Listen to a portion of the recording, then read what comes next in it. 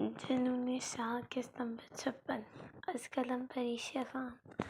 نور کیا ہوا ہے میری بچی کو؟ شمع شاہ نے قریباً بھاگتے ہوئے موصف کے کمرے میں داخل ہو کر بولے تھے، جہاں سامنے کامران خان اور عائرہ صوفے پر بیٹھے تھے، جبکہ نور العین ہوش و حواس سے بیگانہ ہوئی بیڈ پر لیٹی تھی۔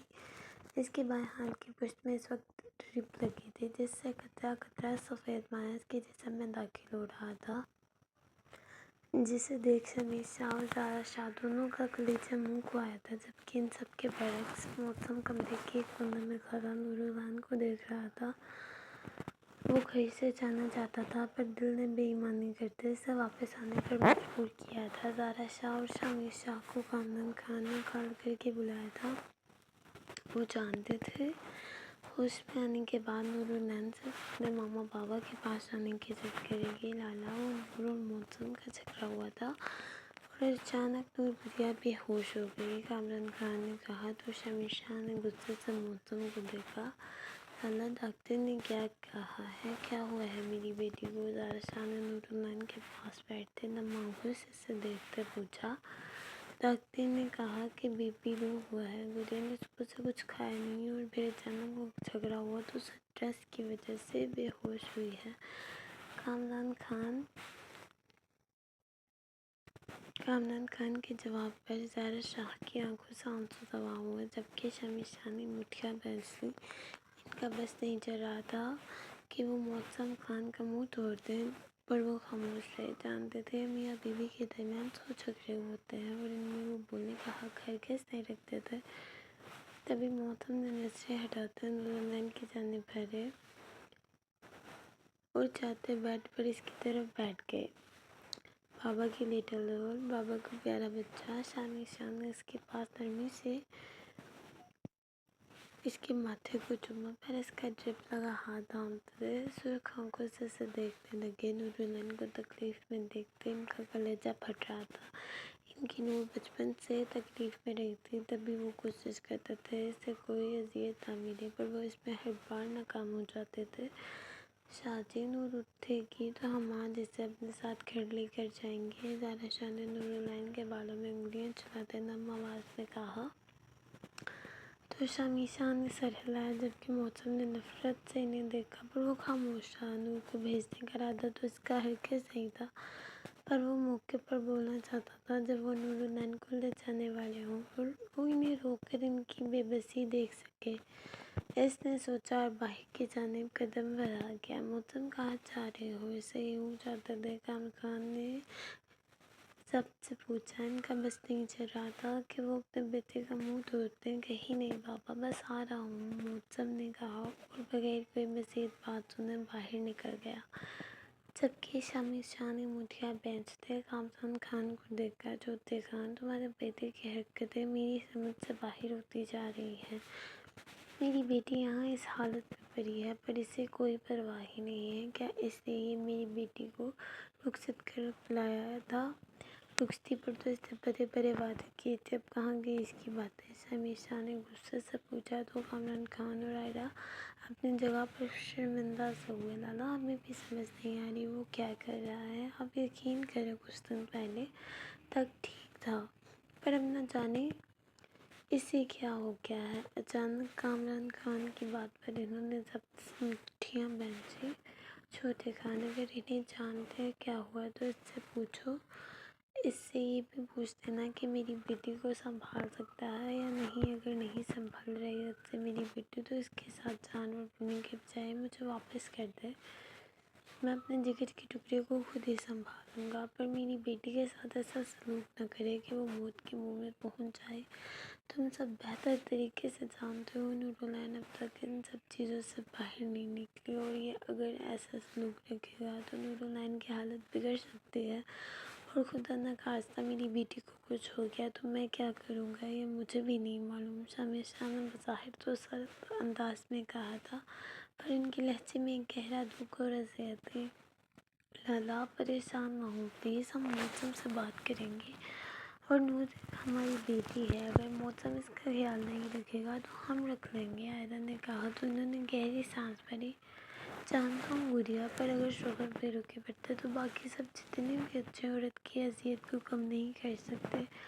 شاہ کی بات پر انہوں نے سر ہلایا۔ ان کی بات تو سچ تھی، کیونکہ آئرہ نے بھی کامران خان کی بے رکی سہی تھی اور داؤد خان و دانش شاہ کے اچھے رویے کے باوجود اس کی اذیت کم نہیں ہوتی تھی۔ دوسری طرف معتصم اپنے کمرے سے نکلتا سیدھا جم روم میں آیا اور ایک ہی جست میں اپنی شرٹ اٹھاتے پیچھے ایک بیگ کھولتا تو مکے مارنے لگا۔ اس کا دماغ بالکل معاف ہو رہا تھا۔ نوراللہ سے نفرت کرنا چاہ رہا تھا، پر دل اس کے لیے بے چین ہو رہا تھا۔ شمیر شاہ اور زارا شاہ کے لیے بھی دل نفرت کرنے سے بغاوت کر رہا تھا، پر وہ ان لوگوں سے محبت نہیں کر سکتا تھا۔ وہ قاتل تھے۔ غصے نے عقل پر پردہ ڈالا، جس پر وہ اندھا اعتماد کرتے ایک آخری مکہ مارتے زمین پر بیٹھ گیا۔ اس نے دیوار سے ٹیک لگاتے اپنا سر دونوں ہاتھوں میں گرایا اور یکدم پوری قوت سے چلایا۔ دل و دماغ کی یہ جنگ اسے پاگل کر رہی تھی۔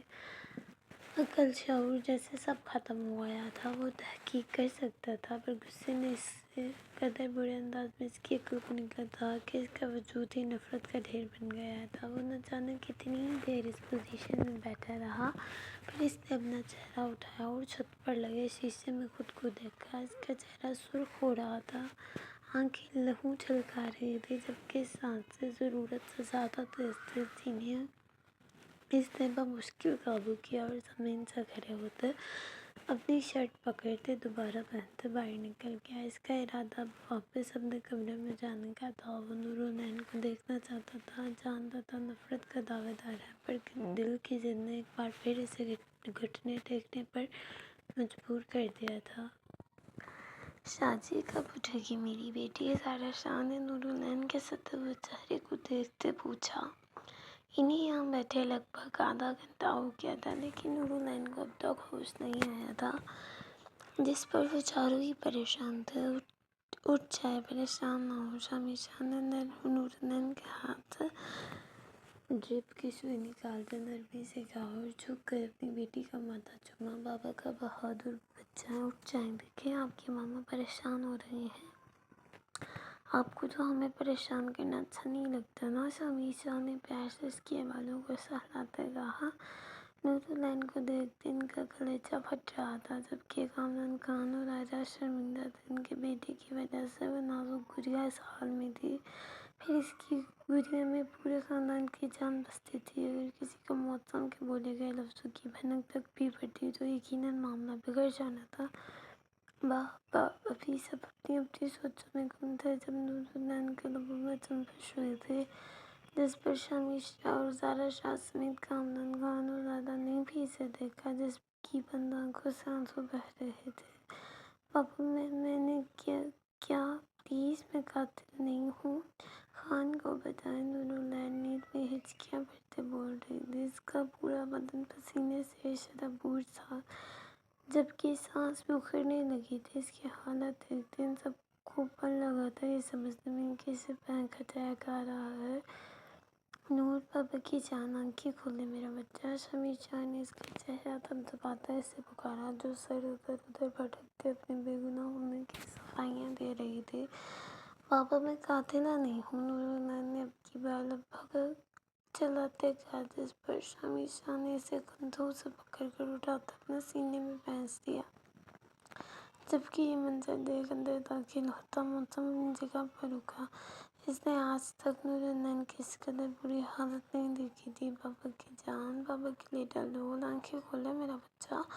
بابا جانتے ہیں میرے بچے نے کچھ نہیں کیا، میرا بیٹا بے قصور ہے، قاتل نہیں ہے۔ شاباش میری جان کا ٹکڑا، آنکھیں کھولیں۔ دیکھیں بابا آپ کے پاس ہے، کوئی کچھ نہیں کہے گا میری روح کو۔ شمیر شاہ نے پیار سے اس کے بالوں کو سہلاتے بار بار اس کا سر چومتے بول رہے تھے، جس پر کچھ منٹوں بعد اس کی حالت بہتر ہونے لگی، جسے دیکھ سبھی پرسکون ہوئے تھے۔ نور، آنکھیں کھولیں گڑیا، بابا کو دیکھیں۔ اسے کچھ حد تک ہوش میں آتے دیکھ شمیر شاہ نے نرمی سے اسے پکارا، جس پر نورالعین نے آنکھیں کھول کر اسے دیکھا اور اپنے بابا پر نظر پڑتے ہوئے ان کے سینے میں چہرہ چھپاتے پھوٹ پھوٹ کر رونے لگی۔ نور میری جان، بس کچھ نہیں ہوا، بابا آ گئے اپنے بچے کے پاس۔ شمیر شاہ نے پیار سے اس کے بال سہلاتے کہا۔ بابا خان وہ اچھے نہیں ہو، پھر پہلے جیسے ہو گئے ہو، پھر مجھ سے نفرت کرتے ہیں۔ انہوں نے کہا کاش میں نسیم الدیدہ کی جگہ مر جاتی تو انہیں خوشی ہوتی اور وہ جشن مناتی۔ انہوں نے مجھے بددعا بھی دی۔ انہوں نے کہا اللہ کرے میں مر جاؤں۔ نورالعین پھوٹ پھوٹ کر روتے سمیر شاہ کو ساری بات بتا دی، جسے سنتے سمیر شاہ کا چہرہ غصے کی شدت سے سرخ ہوا۔ انہوں نے چہرہ موڑتے غصے سے معتصم کو دیکھا، جس نے ان کے دیکھنے پر بھی آج نظر نہیں جھکائی تھی، جس پر سمیر شاہ تھڑکے۔ معتصم کی آنکھوں میں محض نفرت ڈھکی چھپی تھی۔ معتصم بیٹا تم نے نور سے ایسا کہا؟ زہرا کی بے یقین سی آواز۔ انہوں نے انہیں دیکھا جبکہ معتصم نے بھی نہیں دیکھا۔ جی کہا ہے۔ معتصم نے پرسکون انداز میں جواب دیا، کیوں تم تو نور سے محبت کرتے تھے نا؟ زہرا شاہ نے پوچھا تو بہت سا محبت آپ کو لگتا ہے میں اس قاتلہ سے محبت کروں گا؟ نہ اس دھوکہ۔ معتصم نے کہا وہ قاتلہ نہیں ہے معتصم خان، میری بیٹی قاتلہ نہیں ہے، میری بیٹی بے قصور ہے۔ باخدا کہ تم نے اب میری بیٹی کو کچھ کہا تو میں بھول جاؤں گا کہ تم چوتھے خان کی اولاد ہو، سمیر شاہ نے غصے سے کہا، جس پر معتصم نے آئی برو اچکاتے انہیں دیکھا۔ آپ بھول سکتے ہیں نا تو میں بھی لحاظ بھول سکتا ہوں، اور رہ گئی آپ کی بیٹی کی بات تو وہ میری بیوی ہے، میں جیسا مرضی سلوک کروں اس کے ساتھ، آپ بولنے والے کون ہوتے ہیں؟ معتصم نے نہایت بدتمیزی سے کہا، جس پر سبھی حیران ہوئے۔ معتصم یہ تم لالا سے کس لہجے میں بات کر رہے ہو؟ معافی مانگو ان سے۔ کامران خان نے غصے سے کہا، بابا میں معافی نہیں مانگ رہا ان سے، آپ انہیں سمجھائیں کہ میری اور میری بیوی کے درمیان نہ بولیں۔ نورالعین میری بیوی اور اس پرنس کے ساتھ جیسا مرضی سلوک کر سکتا ہوں۔ معتصم نے کہا تو سمیر شاہ نے نرمی سے نورالعین کو خود سے دور کرتے زیادہ شاہ کے حوالے کیا اور خود بیڈ سے اٹھتے اس کے عین سامنے آتے کھڑے ہوئے۔ وہ تمہاری بیوی ہے، زرخیرید غلام نہیں جو تم اس کے ساتھ جیسا مرضی سلوک کر سکتے ہو، اور وہ گئی میرے بولنے کی بات تو میں اپنی بیٹی کو تمہارے ساتھ رخصت کہتا، اسے بیچا نہیں تھا تو تم کچھ بھی کرو اور میں سوال نہ کروں، سمیر شاہ نے سرد انداز میں کہا۔ تو معتصم نے کچھ کہنے کو لبا کیا، پر اس سے پہلے ہی زہرا شاہ بول اٹھی، شادی نوٹ ڈر رہی ہے زہرا شاہ کی بات پر۔ انہوں نے بیک وقت نورالعین کو دیکھا جو سہمی آنکھوں سے انہیں دیکھ رہی تھی۔ سمیر شاہ نے اسے دیکھتے گہری سانس بھری اور آئرہ کی طرح مڑے۔ آئرہ گڑیا نور کی شال دے دو، میں کچھ دن کے لیے نور کو گھر لے جا رہا ہوں، سمیر شاہ نے اعلان کیا، جس پر معتصم نے انہیں دیکھا۔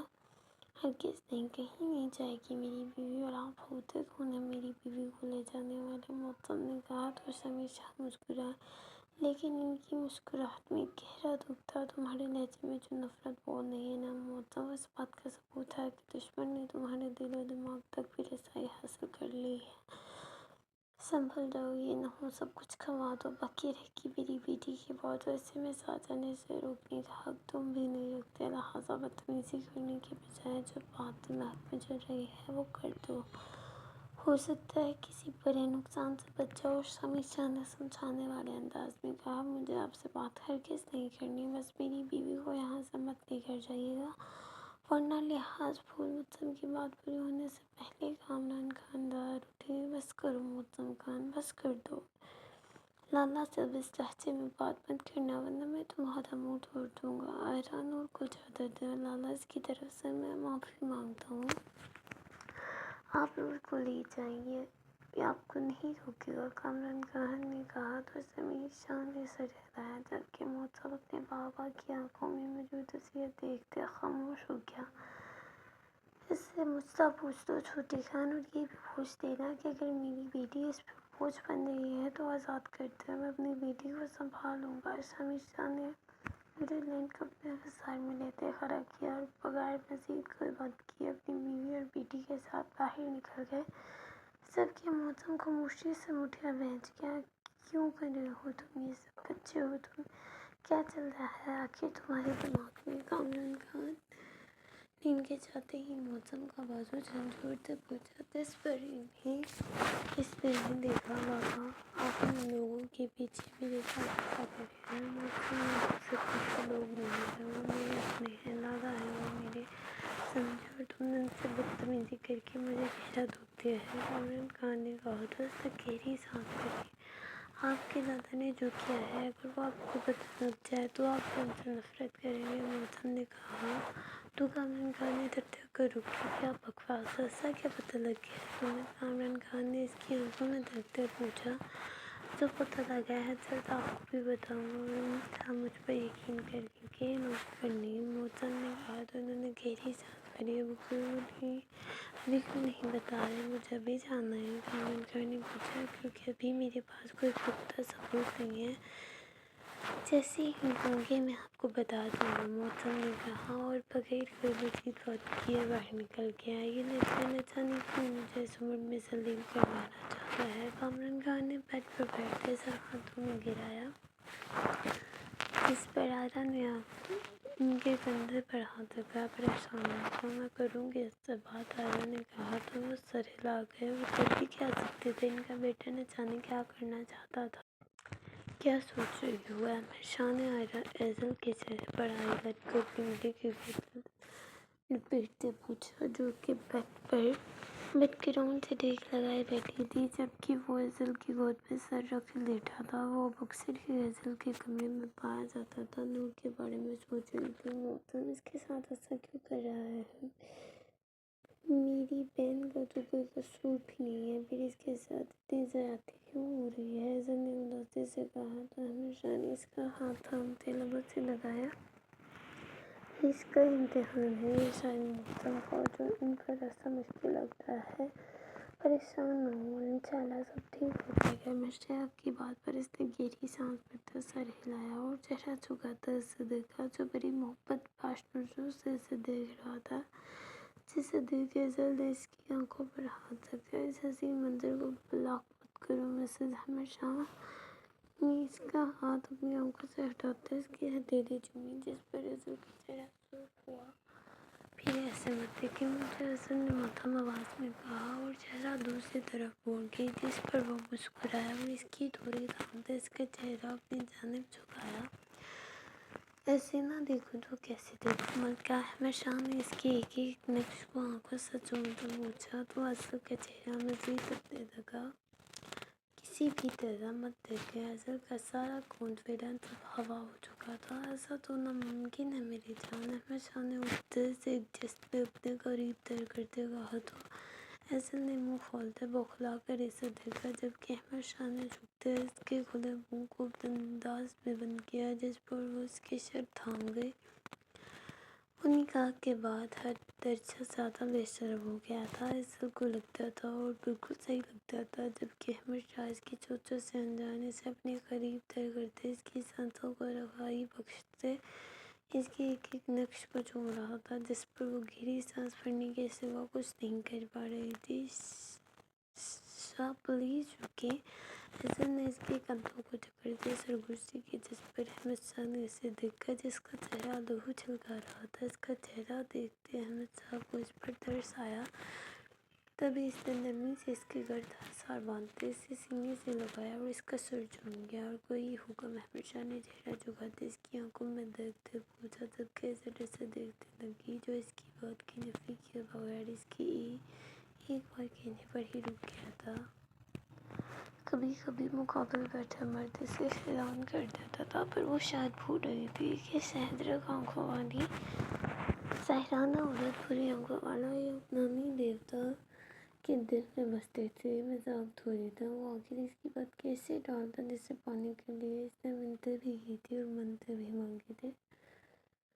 "हुक्म तो कोई नहीं है, सवाल पूछ सकती हूँ?" एजल ने हाथ इसके सीने पर रखते पूछा तो वो मुस्कुराया। "इजाज़त मांगकर मुझे शर्मिंदा मत किया करो ज़ले, तुम मेरी मलका हो, तुम इजाज़त मांगते अच्छी नहीं लगती।" आमिर शाह ने इसका माथा चूमते कहा तो वो मुस्कुराई। "आप इतने अच्छे हैं ना कि मेरा दिल करता है मैं आपको ढेर ज़्यादा प्यार करूँ।" एजल ने इसके रुखसार पर चुटकी काटते कहा तो वो हंस पड़ा। پیار کرے نہ جناب ہوگا کس ہے تمہارا ہے ہو جتا مرضی پیار کرو۔ احمد شاہ نے اس کی ناک کو چومتے کہا تو وہ ہنس پڑی، بات میں بھی میں جو پوچھ رہی تھی وہ سن لے۔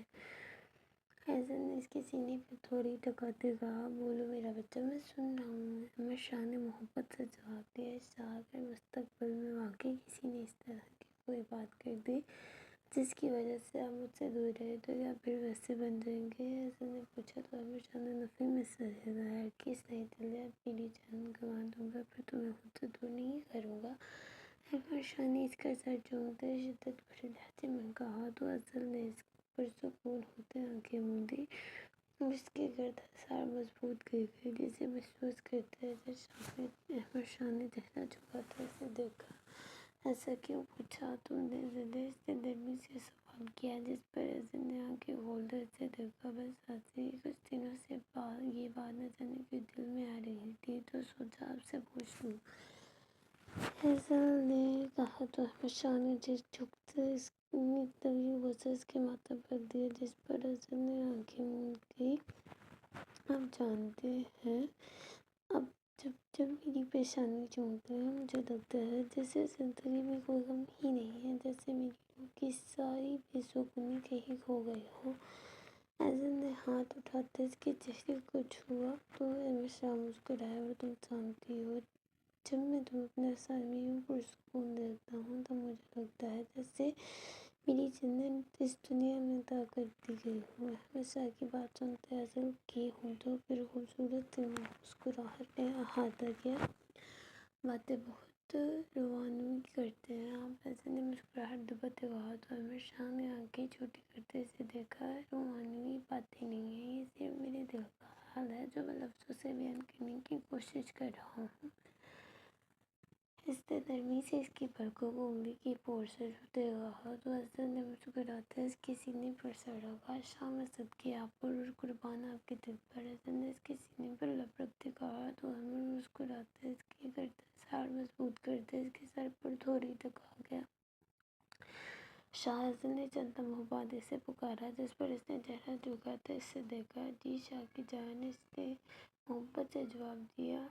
آپ آج اپنے روم میں جائیں گے؟ حیضل نے اس کی شرٹ کی گرفت مضبوط کرتے پوچھا، جس پر وہ مسکرایا۔ حیضل کی پکڑ یہ بتانے کو کافی تھی کہ وہ اس سے کسی جواب کی توقع رکھتی ہے، پر ابھی وہ اسے تنگ کرنا چاہتا تھا، تبھی اس نے مسکراہٹ دبائی۔ ہاں تو اور کہاں جاؤں گا؟ احمد شاہ نے پوچھا تو حیضل نے سر اٹھاتے اسے دیکھا، کہیں نہیں، روم ہی جائیں گے۔ حیضل نے مدھم آواز میں کہا اور سیدھے ہو کر بیٹھی، جس سے دیکھ کر اس کا دل کیا کہکا لگائی۔ اسے اس کی بیوی اپنے پاس رکھنا چاہتی تھی پر زبان سے اقرار بھی نہیں کر رہی تھی۔ ویسے تم کیوں پوچھ رہے ہو؟ احمد شاہ نے اس کے قریب ہوتے اسے پشت میں حصار میں لیتے اس کے کندھے پر تھوڑی ٹکائی، جس پر حیضل کے احسان کا ادا ہوا۔ بس سچ سے اس نے وہ مشکل جملہ ادا کیا، ایسے ہی میری جلدی، ایسے ہی کوئی بات نہیں کرتے، سچ بتاؤ۔ احمد شاہ نے اس کے بالغ شانے پر کرتے اس کے کندھے پر لب رکھتے اسے گپگپانے پر مجبور کیا، تو بتاؤ۔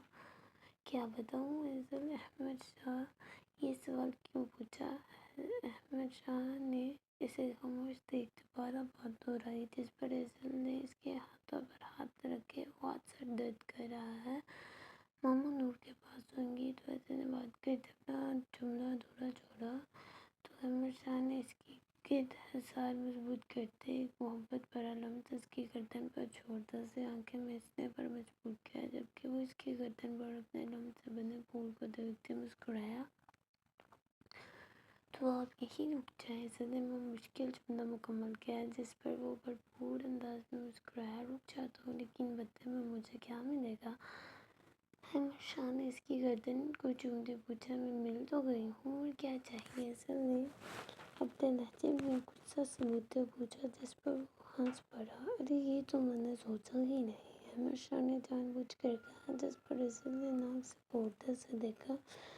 اف خدایا، شاہ آپ کتنے بے وقوف ہیں، پتہ نہیں کس قدر نے آپ کو بزنس مین بنا دیا۔ حیضل نے ماتھے پر ہاتھ رکھتے تعصب سے کہا، جس پر اس نے اپنی بیوی کو گھورا تو اس کی گھورنے پر کھلکھلا کر ہنس پڑی۔ ہاں ہاں شاہ، اپنا چہرہ دیکھیں، حیضل نے ہنستے کہا تو احمد شاہ نے اسی گھوڑا پر جھکتے اتنے انداز میں اس کی ہنسی روک گیا جبکہ ازل نے بوکھلا کر اس کی ہنسی روک گیا جب بوکھلا کر اس کی شرٹ کو جکڑا اور اسے دیکھ کر جو آنکھیں موندے اس کے ہونٹوں کی نرماہٹ کو محسوس کر رہا تھا بہت بولنے لگی ہو تو مرشانی پیچھے ہوتے کہا تو ازل نے بغیر کچھ کہے اس کے سینے میں چہرہ چھپایا۔ مرسل نے اپنی حیرت قطع سے بولنے لائق کہاں چھوڑا تھا جبکہ اس کی وہ بھیگی باتیں پڑھنے پر احمد شاہ کا کہکہ بے ساختہ کمرے میں گونجا تھا، جس پر ازل اس کے سینے میں مزید اپنا چہرہ گھساتے مسکرا دی۔